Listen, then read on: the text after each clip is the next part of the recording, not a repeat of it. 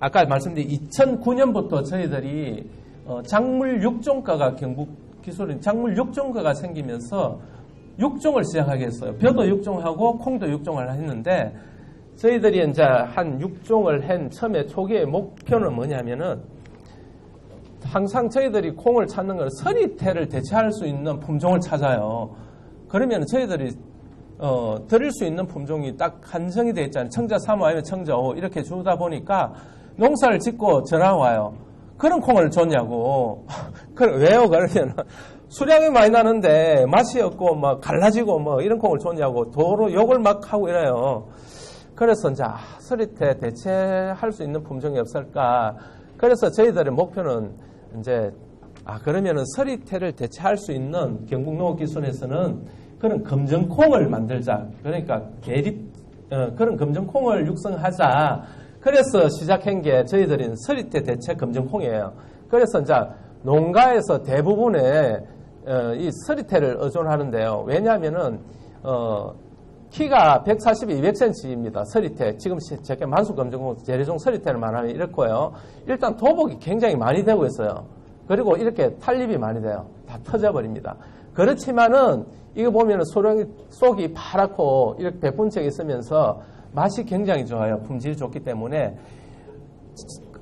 그러니까 한 몇 년 전만 해도 그런 청자 3호나 청자 5가 나왔지만은 계속 서리태를 재배했던 이유는 소비자들이 찾고 가격이 비쌌기 때문에 그렇게 재배를 했었던 거거든요.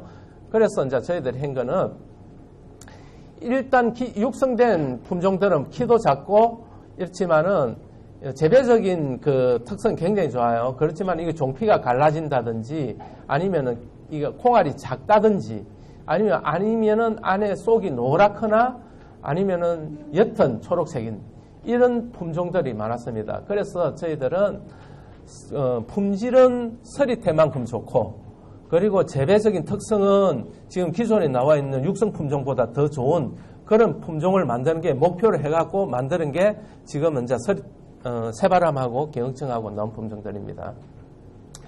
그래서 저희들 육성한 신품종들은 보면은 요 새바람이 경북 5호, 경북 6호 빛나도인데 특성이 딱 있습니다. 새바람은 극대립입니다. 이게 배갈 무게가 43g입니다. 그러니까 보통 서리태를 하면은 36g이거든요. 보통 한 6g 정도 더 굵은 극대립이고 또 이제 속을 딱 깨물었을 때 속은 보면은 진한 초록색입니다. 진한 녹색이고 껍질은 백분체입니다. 하얀 먼지가 약간 묻은 것처럼 뿌연 이런 품종이고요. 여기 새바람 경북 5호고요. 그리고 이제 경억청은 또 특성이 다른 게 뭐냐 하면은 이거 백립 중이 36g이고 요거보다는 한 6g 정도, 5, 6g 적지만은 이게 좀 조숙종입니다. 그리고 새바람 같은 경우는 성숙기가 10월 27일이지만은 이거 경억청은 10월 21일입니다. 그러니까 일주일 정도 빨라요. 그러니까 요것도 마찬가지로 진한 녹자엽을 가지고 있고요. 속이 파랗고요. 껍질도 백분체입니다. 약간 분이 나는 그런 특성이 갖고 있는 특성이고 그래서 요거는 경억청은 이모작 지역에 그러니까 이제 보리를 심든지 밀을 심고 나서 이렇게 할 수 있는 그런 특성을 갖고 있고요. 빛나두라고 했는데 요거는 뭐냐면은 특히 이제 요거는 껍질이 계속 분이 있다 그랬지만은 요거는 분이 없습니다. 굉장히 깨끗하게 반짝반짝 오히려 니스치랑처럼 반짝반짝 빛이 나요. 그런데 이제 서리태라면 분이 난다 그랬는데 그거는 지금 서리태를 많이 드셔보신 분이고 이제 연세가 지긋하신 분이고요. 지금은 이제 젊은 세대들 있죠. MZ세대, 30대, 40대 이런 분들은 콩을 딱 갖다 놔면요. 100명이면은 98명은 이 콩을 찾습니다. 반짝거리는 거 찾아요. 왜냐하면은 이거는 딱 보면은 문지 묻은 것 같거든요. 그런데 이거는 보면은 깨끗하게 반짝반짝거려요. 그런데 요것도 속이 이렇게 진한 파란 속청을 갖고 있어요. 그렇기 때문에 저희들은 이거는 빛이 난다고 해가 빛나콩이라 빛나두라고 했는데 요거는 MZ세대들 선호를 하기 때문에 저희들이 이제 소포장용으로 그러니까 이제 젊은 세대는 많이 안 사잖아요. 그러니까 소포장용으로 판매를 하는 그런 쪽에 줬는데 지금 요거는 새바람은 안동에 지금 저기 특화 단지를 주고 있고요. 그 지역에 특화단지 했고, 요거는 구미, 기흥청 구미, 빛나도는 상주에 갔고요. 요거 외에 저희들이 금년에 이제 둘이라는 품종을 하나 또 육성을 했는데요. 요거는 특화단지를 지금 저희들이 찾고 있어요. 요것도 새바람철인 백립종이 42g 정도 되고요. 분질형이고, 그리고 속이 파란 그런 특성을 갖고 있습니다. 요거는 제가 새바람 요거 말씀드린 건데요. 요거는 이제 아까 말씀드린 대로 똑같습니다. 성숙기가 10월 27일, 극대립이고 진한 분질형 검정콩. 그리고 이제 병해에 강해요. 병해에 강하고 수량이 300평에 280kg입니다. 요거는 저희들이 한 게 아니고 지역 적응 시험이라 해갖고 전국에 7개 지역에서 이거 시험을 3년간 하거든요. 품종 등록이 되기 전에 3년간 시험을 하는데 거기서 평균 수량이 280kg이 나오는데 청자 3호 대비에 한 9% 정도 더 정수된다는 것을 말씀드릴 수 있고요. 그리고 이제 새바람콩 같은 경우에는 저희들이 생산력 검증, 그러니까 지역 적응 시험 하기 전에 저희 자체에서 2년 동안 또 시험을 해야 되거든요. 거기에서 새바람이 300평에 408kg 나왔어요. 청자 3호는 272kg 나왔고요. 지역 적응 시험은 아까 말씀드린 거기고, 농가 실정 시험은 또 이 품종 등기 전에 농가에 가갖고 재배를 해봐야 돼요. 왜냐하면은 저희 연구소에 농업기술에서는 이렇게 관리를 하고 하기 때문에 당연히 수량이 높지만은 농가에 재배를 했을 때는 어떻게 될지 모르기 때문에 또 시험을 하는데 저희들이 안동에 했을 때 454kg가 나왔어요. 물론 여기는 굉장히 맞는 지역인 것 같아요. 청자콩 3호도 413kg 나왔어요. 이것도 많이 나왔지만은 새바람은 454kg 이렇게 나왔어요. 그래서 이게 이제 품종이 등록된 그런 게 있고요. 그리고 이제 이게 속이 파랗다는 거는 그냥 우리가 속이 파란 거는 뭐 맛있다 그냥 계속 그런 생각만 하시잖아요. 그런데 사실은 속이 파란 거는 루테인 성분하고 클로로필 함량이 굉장히 높습니다. 루테인은 요즘 잘 아시죠? 눈에 좋은 그런 성분이고요. 그리고 색착값에서도 굉장히 이거 청자 3호 청조에 비해서는 굉장히 더 진한 걸 볼 수 있었어요. 이런 황색도 이런 게. 예, 그래서 이런 성분들이 많다. 그리고 이제 모자익 병해도 강하고, 이제 이 꼬투리를 보면은요, 이게 새바람입니다. 월등히 좋아요. 이거보다 청자 3호보다는 거의 1.5배 더 굵은 이런 꼬투리가 크지만은, 그리고 콩알은 또 여기서 제가 또 하나 말씀드릴 거는 콩알이 대운콩처럼 콩에 꽉꽉 꼬투리에 차는 게 있고요. 이런 서리태 같은 약간 좀 덜 차는 경우가 있거든요. 요거는 약간 좀 덜 차는 그런 특성을 갖고 있습니다. 예, 요거는 경억청이고요. 예, 요거는 아까 이모작 지역에서 그러니까 314kg 정도 나와요. 22% 정수돼요. 그러니까 이모작 지역에 알맞은 품종이고요. 요것도 마찬가지입니다. 요렇게 수량이 있고요. 예. 요 경억청은 새바람보다는 좀 작지만은 묽은 걸 볼 수 있고요. 예. 그러면 이제 종자를 구입을 하시잖아요. 우리 종자를 이제 보통 보급종을 받으시죠. 보급종은 요게 신청은 2월 1일부터 3월 17일까지 신청을 해야 됩니다. 이건 신청하시라고 이렇게 이야기하시죠. 이제 콩 신청. 예, 하시고 추가적으로는 3월 20일, 4월 10일까지 신청을 하시면 되고요. 그러니까 이제 중요한 거는 내가 콩을 안 심으려 했는데 갑자기 콩을 심게 됐어요. 그러면 콩 종자가 없잖아요. 그러면 국립종자원에 들어가면은 다시 개별 또 신청을 할 수 있습니다. 5kg 단위로 택배비만 주면은 이렇게 보내주는 경우가 보내줄 수 있거든요. 그 신청할 수 있는 콩이 뭔지 먼저 보시고 하시면 되고, 그거는 제가 말씀드릴게요. 그리고 일단 정부 보급종이 좋은 점이 뭐냐면요. 일단은 검사를 합니다. 포장검사, 종자검사, 발화율 다 해갖고 합격을 해야만이 주거든요. 그렇기 때문에 순도가 굉장히 높고 품종 고유 특성이 잘 보존되어 있습니다. 그리고 이제 경북 국립종장 경북 지원에 가면은 이거 보급종이 있는데, 이게 가면은 현대식 정선 시설이 굉장히 잘 되어 있어요. 그렇기 때문에 이게 정선해가 나오는 거는 발화율이 높고 발효율이 높으면서 초기 생육이 좋아지는 거고요. 그리고 종자 소득을 했기 때문에 병해충 발생이 적고요. 자가 체종한 종자보다는 수량이 더 높고요.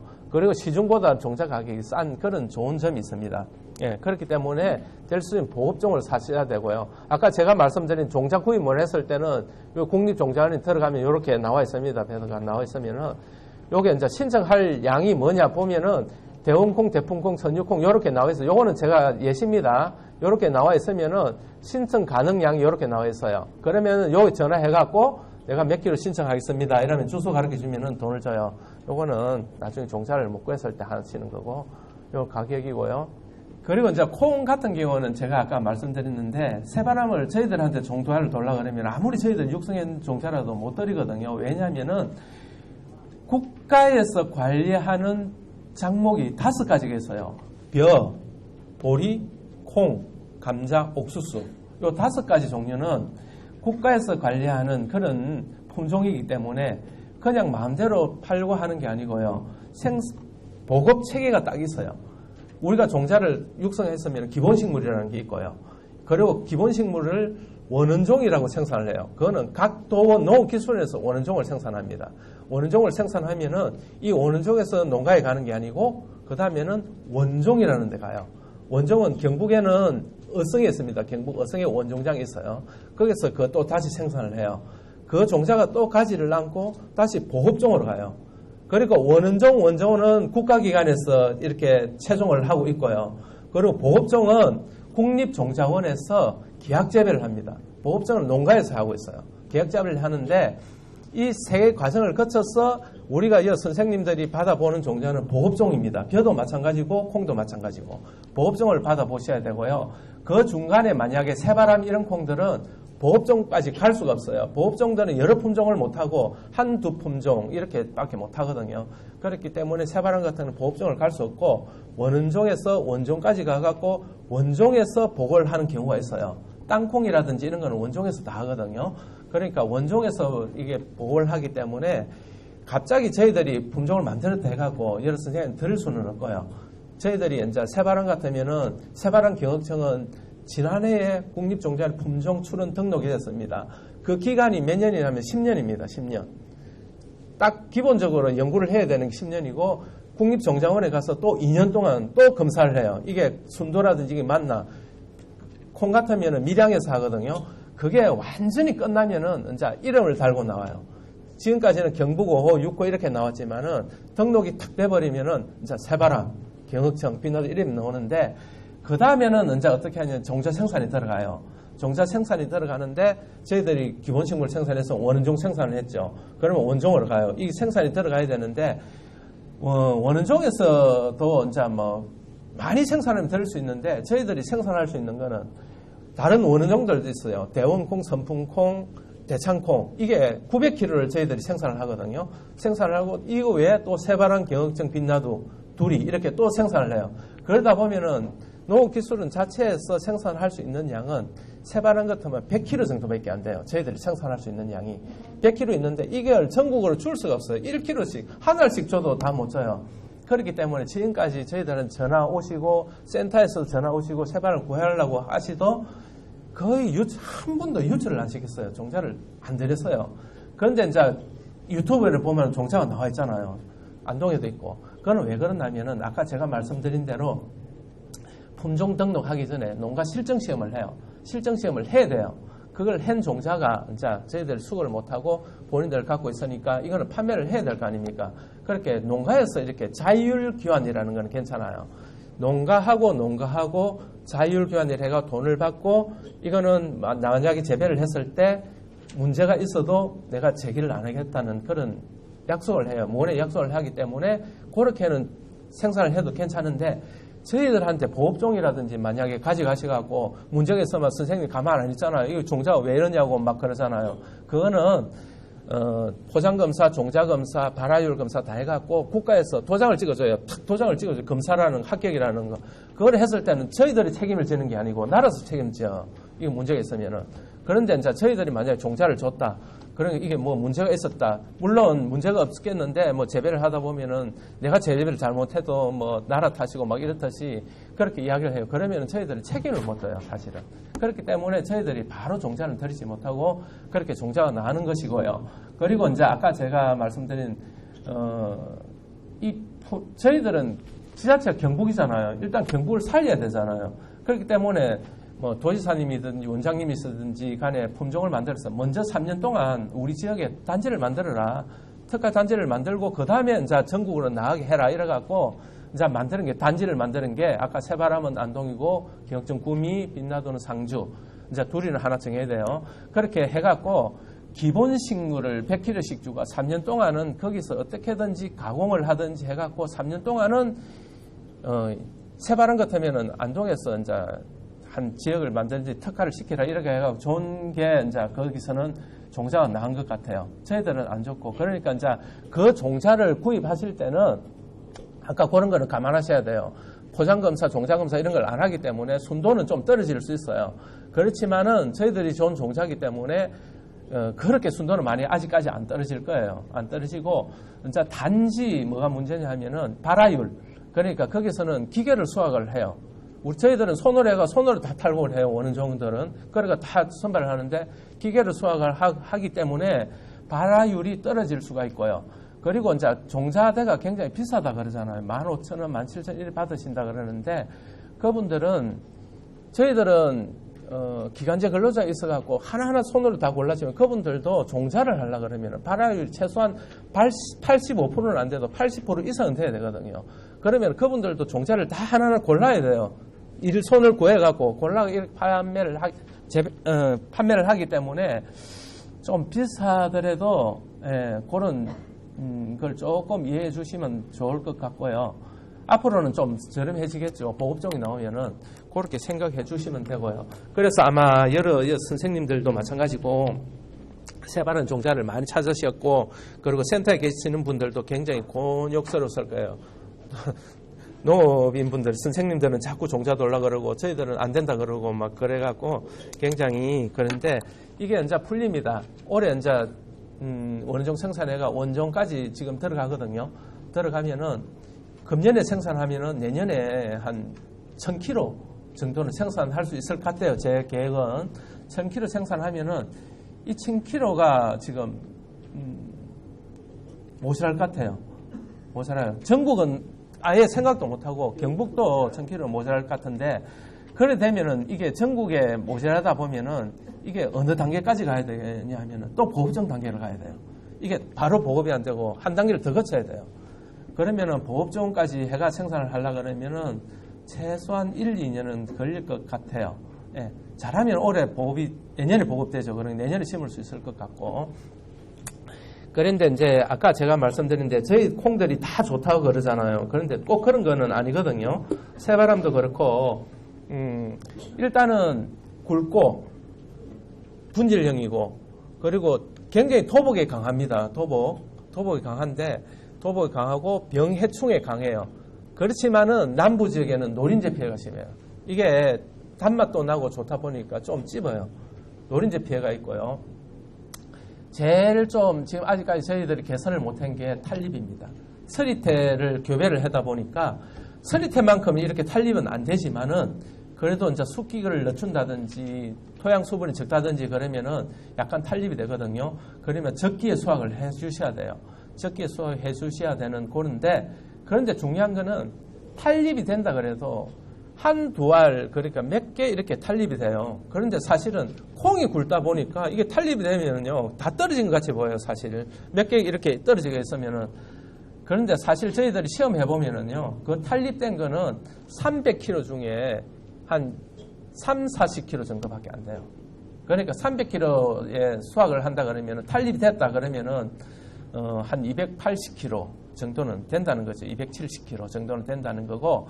그런데 이제 또 좋은 점은 뭐냐 하면은 지금까지 서리태는 수량이 굉장히 떨어졌어요. 수량이 300평 150kg 뭐 이 정도밖에 안 나왔어요. 그래도 적심을 막 해줘야 되고 그리고 일찍 심어줘야 되고 그런 단점이 있었지만은 지금 이제 경청, 새바람, 이 같은 경우에는 일찍 심을 필요도 없고요. 장류용 콩까지 6월 20일에 심으면 되면 경주 같으면은 6월 20일에 심으면은 10월 27일 되면 성숙이 돼요. 성숙이 되기 때문에 그런 좀 문제점은 좋고요. 그런데 또 한 가지 아까 제가 토양하고도 비옥토하고도 막 이야기했잖아요. 그런데 이제 땅이 너무 좋다든지 그러니까 비가 자주 온다든지 수분이 적다든지 그러면 이게 많이 클 수가 있어요. 많이 자랄 수가 있기 때문에 적심을 해줘야 되는데요. 적심, 그러니까 순지르기를 해주는데 순지르기도요, 굉장히 중요합니다. 여기 선생님들은, 순지르기 보통 생각하시면 되는데, 순지르기가 꽃이 보통 7월 말쯤 되면 콩꽃이 피거든요. 콩꽃이 피는데, 순지르기는, 7월 초까지, 7월 10일까지 끝내야 돼요. 그 이후에 하면 절대 안 돼요.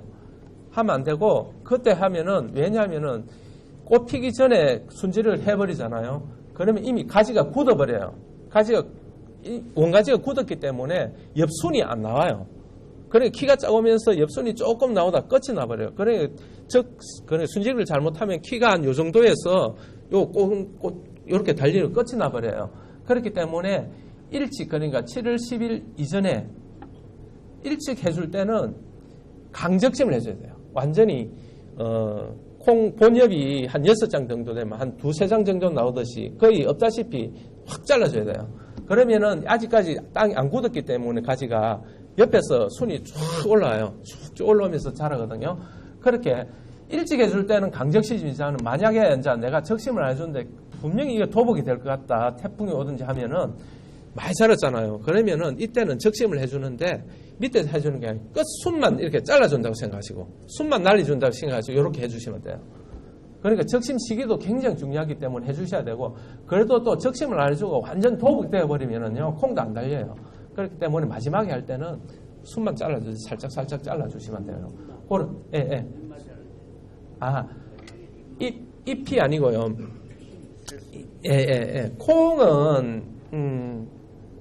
콩은 보시면은, 지금 최근에 콩 나온 품종들은 유한신육형이라 그래갖고 꽃이 피면 끝나버려요. 더 안 자라요. 옛날에는 무한신육형, 서리태 같은 거는 계속 꽃이 피면 자라잖아요. 그러니까 그거는 무한신육형이고 최근에 나오는 품종들은 전부 유한신육형입니다. 콩꽃이 피면서 다 자라버려요. 왜냐? 그런데도 이게 많이 자라 보이는 거잖아요.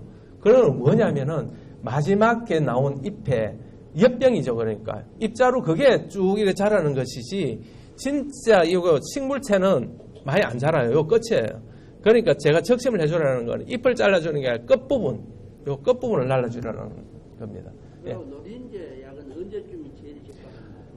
콩꼬투리가, 그리고 콩꽃이 피고 꼬투리가 이제 달리기 시작할 때부터 한 보통 2-3회 정도 치주를 하는데요. 그것도 꼭 그런 건 아니에요. 없는 지역에는 안 치주셔도 되는데, 특히 이제 뭐 주위에 창깨를 심는다든지, 뭐 주위에 이제 녹두를 심는다든지, 이렇게 심는 데는 계속 날라올 수 있어요. 노린재 제가 계속 설명해줘야 되는 시간이 자꾸 설명을 못 하겠네요. 마음이 급해가지고 지금 중요한 것부터 빨리 이야기하려고 지금 자꾸 이야기하는데, 노린재는 날라오는 해충입니다. 거기서 사는 게 아니고 월동을 해갖고 보통 나무 껍질이라든지 풀 속이라든지 잡초 속이라든지 돌멩이 밑에 이런 데 살다가 성충으로 살다가 먹을 게 있으면 날라 들어와요.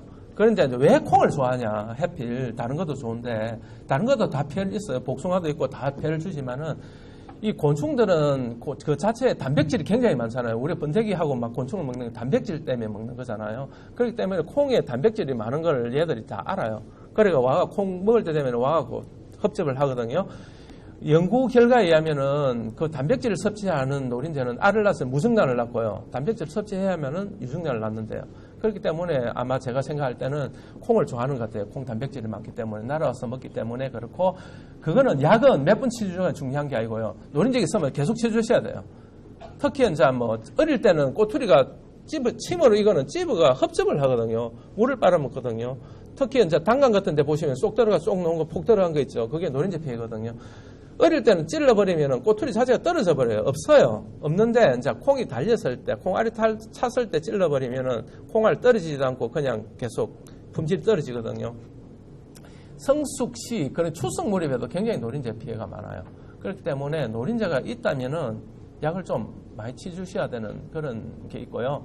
그리고 이제 제가 굉장히 중요한 게 몇 가지가 생각을 뭐 하시는 분도 있겠지만은 말씀드리면은 파종할 때요. 굉장히 콩은 가물면은 발화가 안 돼요. 특히 아예 파종을 안 하는 게 나아요. 이게 땅이 물기가 없으면은 그러면은 물을 주든지 그렇게 하시면 되는데 만약에 비가 올라 그런다. 비가 만약에 내일 모레 오는데 내가 파종 준비를 했을 때 그러면 비 오기 전에 내가 콩을 심어야 될 것이냐 비 오고 나서 콩을 심어야 될 것이냐 이렇게 봤을 때는 우리 선생님 언제 심으면 되겠어요? 비 오기 전에요? 네, 비 오기 전에 또 비 오기 전에 심어야 되고 비 오기